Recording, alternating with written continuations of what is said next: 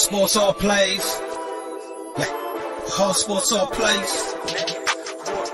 All sports all plays. 365, we making up plays. You talking the game, get you to the days. We're high in the court, the dime in the lane. Variety topics, living the same. All presentation, sports information. Hitting the airways, taking the nation. All sport, all plays, like working your faces. Grace at the field, so tie the laces. All sports, all plays.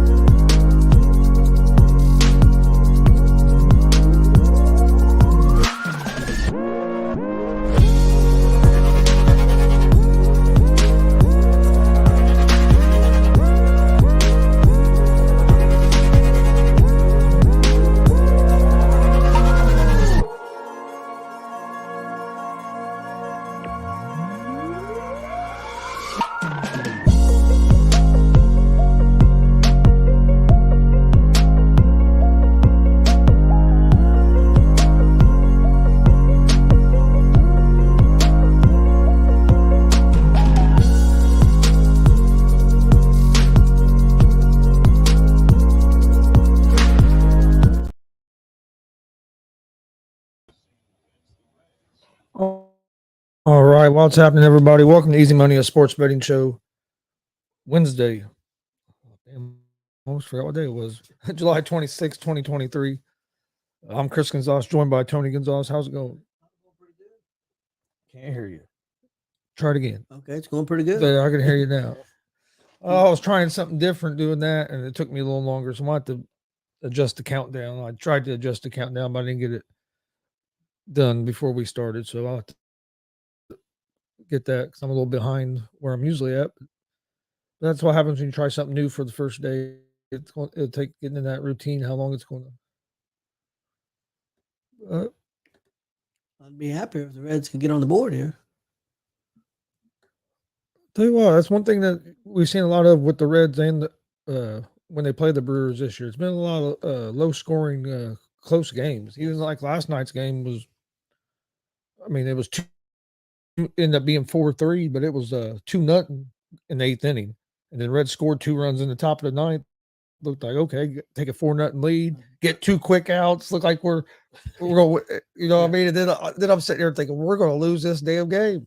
Get a couple little bloop. Nice play by Dela Cruz, but you get a couple little bloop infield hits, and then you get a little bloop.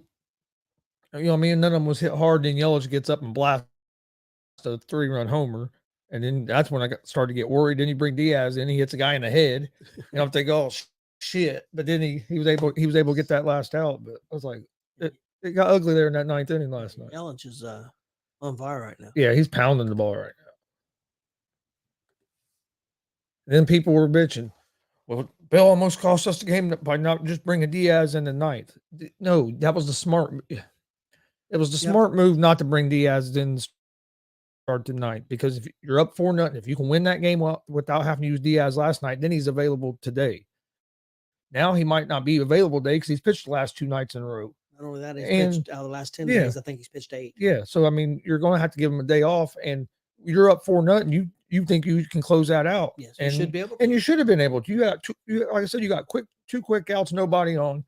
You walk a guy, then you get a little bloop hit, and then, of course, Yelich ends up getting up because they scored all 3 of those runs. They scored all of them. They got all the base runners and scored runs with 2 outs. Durante came right in, got 2 quick outs, and like I said, the one hit he fielded, but it was in between pitcher mound and third. And by the time he got over to get it, there was no play to be made. So there wasn't a whole lot you could do there. Yeah.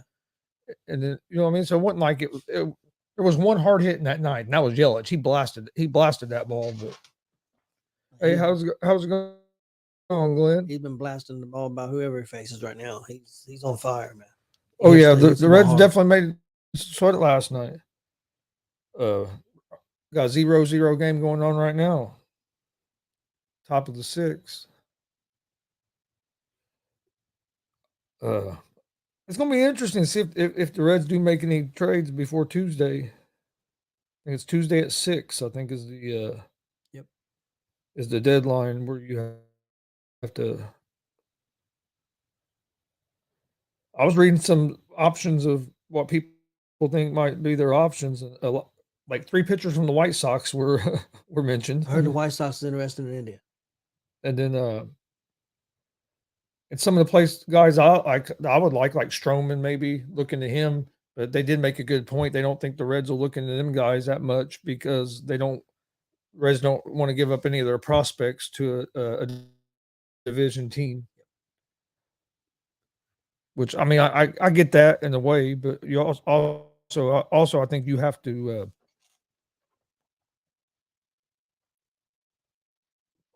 Damn it! You also have to get the best deal. It's whatever best pitcher is going to help you that you can get when what you think is the good deal of what you're giving up and everything. I think that should weigh more than if it's a division team. If it's a division team or not. Another key issue about India that I read, he goes to arbitration this year. It'd be his first time in arbitration, so that's another issue. With all the young players they got. Again, I don't want people to think, oh, I'm an India hater. I think India. Hey, what's up, Damien? And I love India, so I'm not saying I want to see him go. I'm just saying the business side of it.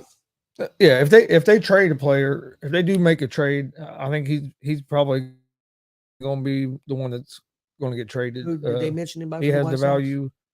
Man, Cease, Giolito, and I forget. I know them two are both from the White Sox.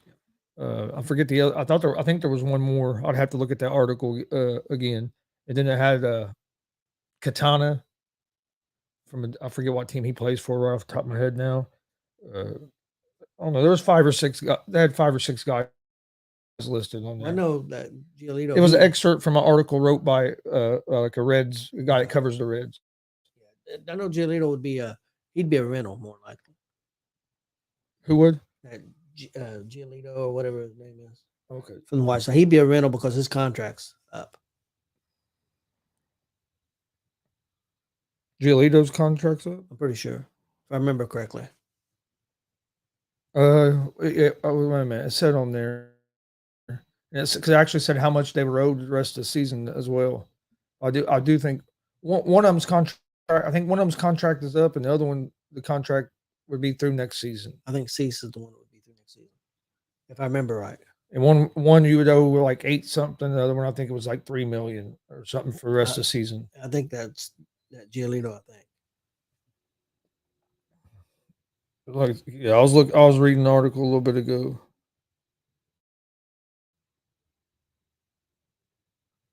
All right, give me 1 second. We'll get ready to jump into today's games. Another crazy game last night was a damn Dodgers game. I'm sitting here looking at the thing, and I was 5-0, and I had 1 game left, and it was Dodgers and the Blue Jays. And Blue Jays were up 7-3 going in the ninth. I'm like, okay, looks like they're going to win this one. Fuck, next thing I know, fucking extra inning. Yeah, I was watching, looking at Facebook. Of course, about the Reds game, I thought we had it 4-0. Then I see we only won 4-3. I said, what the hell's going on?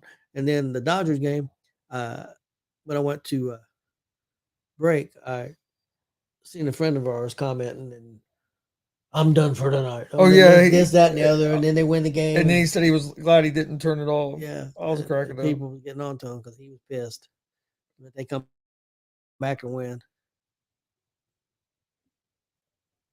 Yeah, because I was during that Reds game, I got worried during the Reds game, but I wasn't going to quit watching it because something bad happened. Hey, that's part of baseball. Baseball's a game of failure. There's going to be bad moments. You're going to fail. That's just, I mean, that's how baseball is. Yep. And then, so I ended up going 6-0 on my picks yesterday. I went 4-1. Because the Blue Jays end up losing the game, but I had the Blue Jays at +1.5, and not only how crazy this game was that they were up 7-3. Well, then the guy, when he hits the walk-off hit, it hit the very top of the wall. So if it would have been an inch higher, that would have been a home run, and it would have cost me my pick because then they would have won by 2 runs instead of just a one because it's been a walk off 2-run home run. End up just being uh not a home run. They scored, but they scored that run anyway. Because when I saw it, I was like, that's going to be a fucking home run, and then it hit right off the top of the wall. They reviewed it to check it out, and it stood as not a home run. But so I ended up going 6-0 because I had the Orioles at +1.5. Rays had them on the money line. They won. Nationals money line won. Had the Reds at +1.5. They won the game. Diamondbacks beat the Cardinals, and then Blue Jays. I had them at the +1.5. So I was 6-0 yesterday. That puts my record for the year up to 398 and or no, excuse me. Reading off the wrong one. That puts my record to 404 and 322 on the year. Pretty damn good. Yeah, Damien, to answer your question, I don't think Kareem Hunt and Kamara, with some of their controversies, have anything to do with running backs not getting paid. I just think that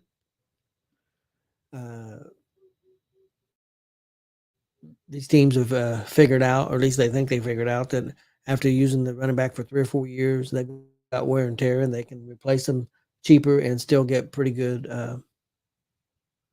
return with the new guys. They can get the yards they need and the touchdowns they need. And you also see a lot more running backs by committee. Yes. And no, I don't think it has anything to do with or like him getting controversies.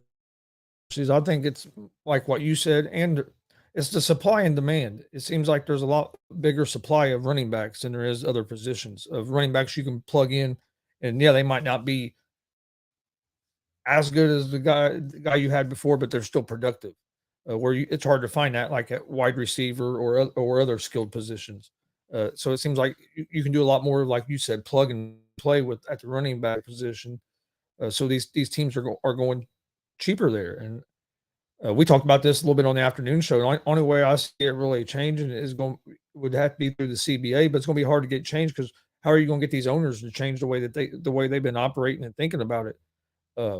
The owners are going to keep doing the same way they're doing it. The only thing you could really change is try to shorten the years of the contract. At least make it a 4-year deal where there's no 5th-year option if you're a first-round draft pick, and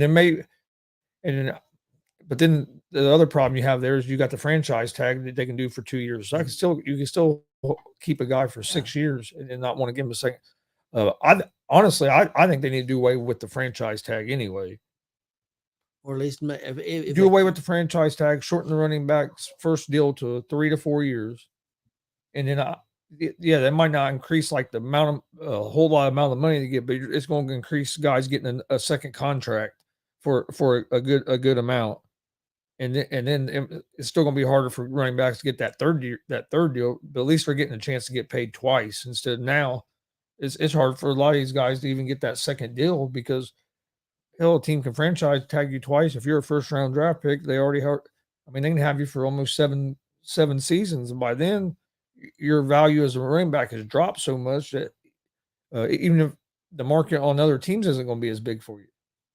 That's true. I don't think they'll ever do away with the franchise tag. I think they at least make it no more than 1 year. Not this where you can do it twice, at the very least. Yeah. Oh no, I agree. I don't. The owners aren't going to agree or aren't going to want to agree to giving up that franchise tag either. So I mean, it's going. And my thing is going to be hard for. Yeah, you had this little meeting with running backs calling each other, and that's great. But the thing is, that's not going to change anything. And if you go into the CBA, you're going to have to get a big group of players. I mean, you can get almost all the running backs, and it'd be even nice to get some of the other position players to back you. But you're not going to be able to make no change. I mean, if it's just like your top tier running backs are the ones that are really complaining about it and trying to get something changed, you're not going to get changed because they're going. These lower level running backs are the ones that are getting the cheaper deals anyway.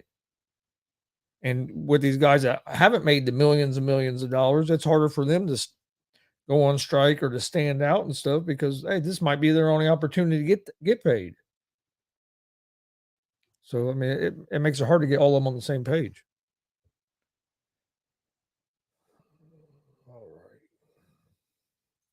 I'll get it pulled up, and we'll get ready to jump into today's slate of games. Reds and Brewers are still 0-0. And the other thing Top of the also seventh. hurts running backs too is not very many running backs get tucked in the first round. What, one or two maybe? And so now they're getting tucked in second, third round, and that cuts down on the money too. Because, like you said, the change in supply and demand, and there's a lot more running backs, so they don't feel like they have to take one. And I don't know if it's a system, the way things are ran. Well, it's got to be system because there's a lot more passing now. They feel like they can be serviceable with they don't have to take a big name running back in the first round. No, I mean, because it's turned more into a passing league, and they still run. Don't get me wrong, they still run the ball, but they can. They a lot of these teams have found they can use 2 or 3 guys and be effective. Teams running with the quarterback. Not all teams, but you got some, and that may become a trend for a while. Yeah, and he is out. Well, the Reds were aggressive there. They tried to get a guy in scoring position with no outs. I think you should. Was he out? I didn't get a good view of it. I think he was out, but let's see here in slow motion. Oh, he might. Close. That's close. He might have been safe. And why was the umpire? Yeah, behind the play? Umpire didn't have a good angle there. I think he's safe. I think the hand got on that bag before the tag. I don't think there's enough to overturn it. No, they didn't even challenge it. Damn. Well, I'm going to say, we never got a great angle of it either, though. But I didn't like where the umpire was positioned. Why would he be on the backside of that? I don't know. Yeah, he didn't have a good angle of it at all. But with the angles that I saw from the cameras, we didn't get a good angle because they only showed like a couple real quick, and then they went on since the Reds decided not to challenge it. So it must have been pretty clear. Bell was going crazy yesterday, hitting things in the dugout on that one where they challenged it and ended up getting them and saved the run and everything. But it was like, man, Bell was fired up. I was cracking up. Damien, I don't know about the NIL that much about it. Do you think it'll affect the running backs? I don't think it's going to affect running backs getting NIL deals because they're in college. A lot of them guys are their star players when you're young.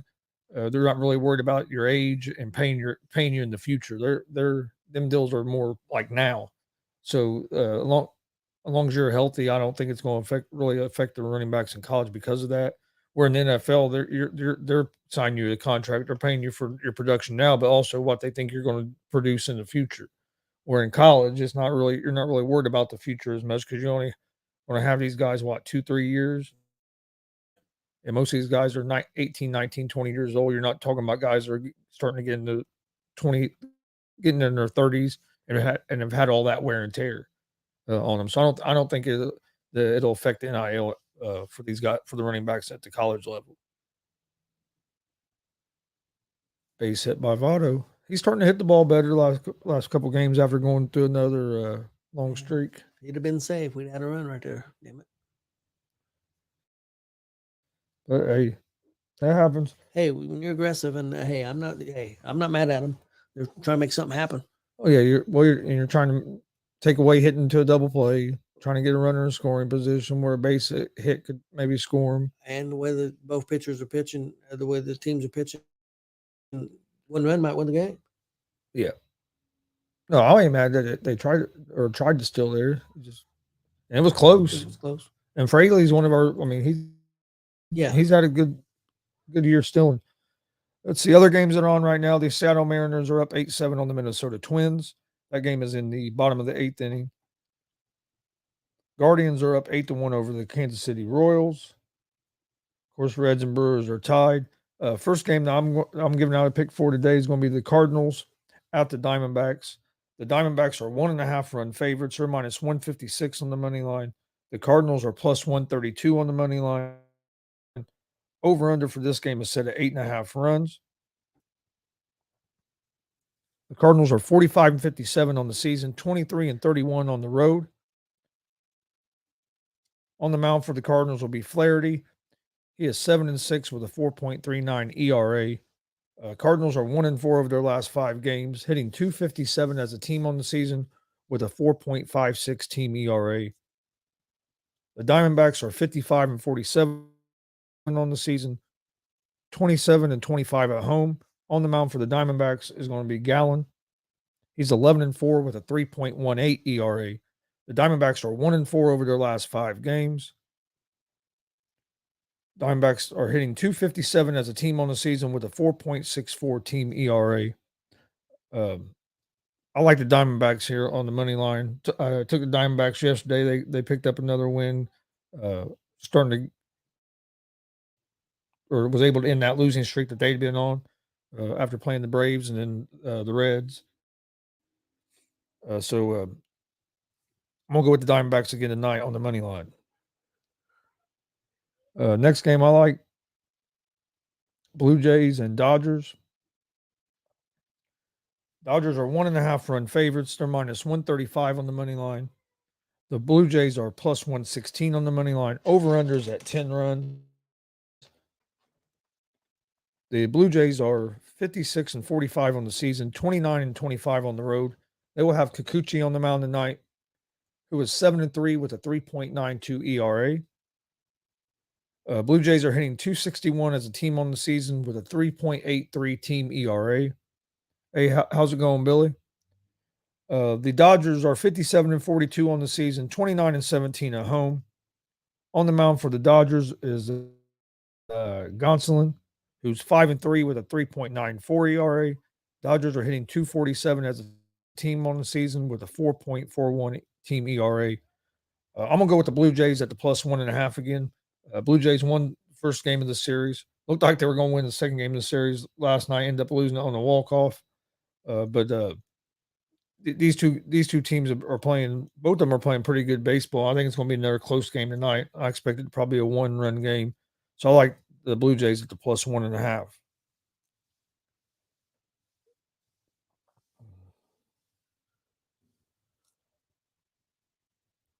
All right. Next game I like is the Baltimore Orioles at the Philadelphia Phillies. The Orioles are 1.5 run favorites, minus 102 on the money line. The Phillies are minus 116 on the money line. Over under for this game is set at 9.5 runs.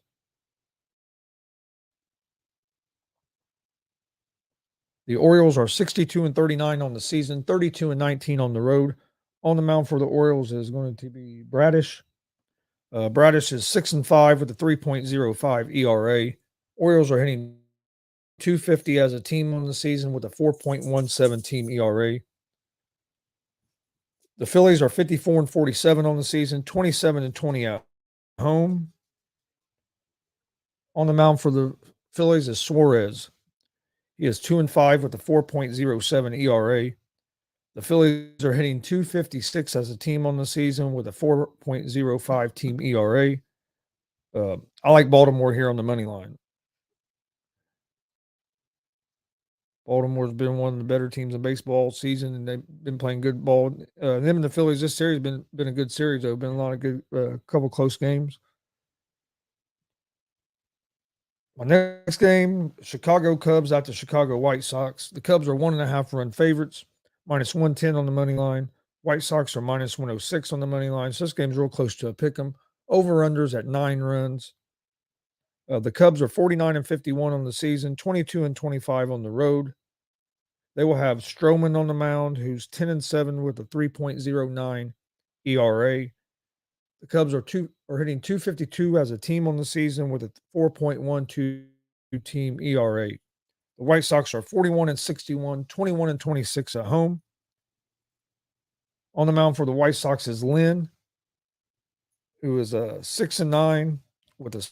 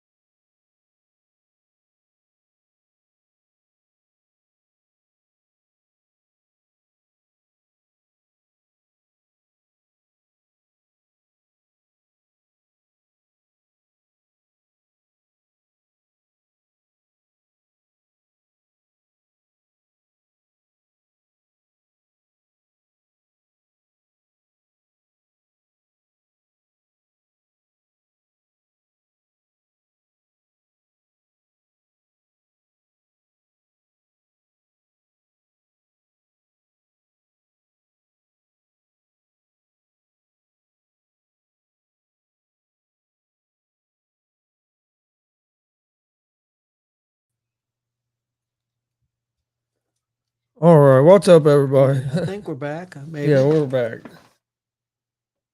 Yep, something happened. We had a couple of power outages. Power went out and come back on, and just as we was about ready to get back on again, it went off again.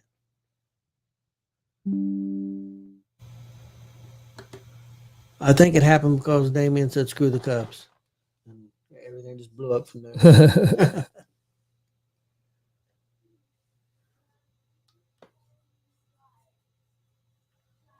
All right. Yeah, it ended our show. Did it?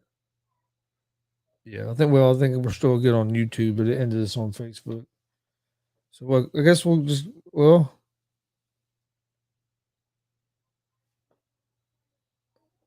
let's see. Is there a way to go back on Facebook with a countdown? Or? Well, that's what we'll see if there's.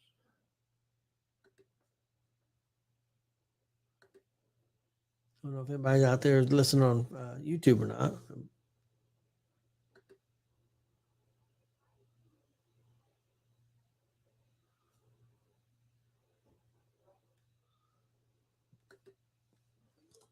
Okay, let me check some.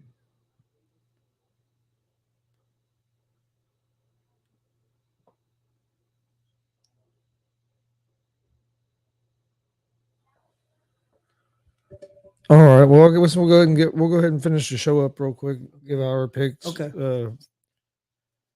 So my picks for today was the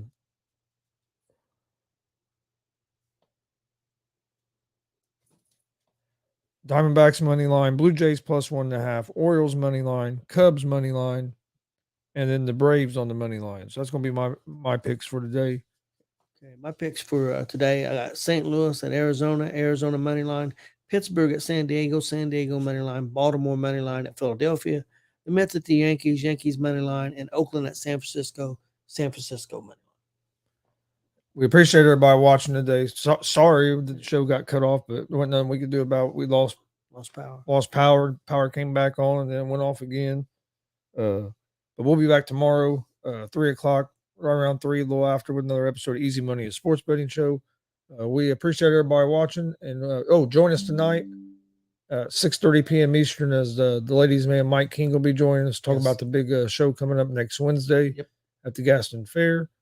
So join us for that tonight at 6:30 p.m. Eastern, and we will talk to you guys tomorrow.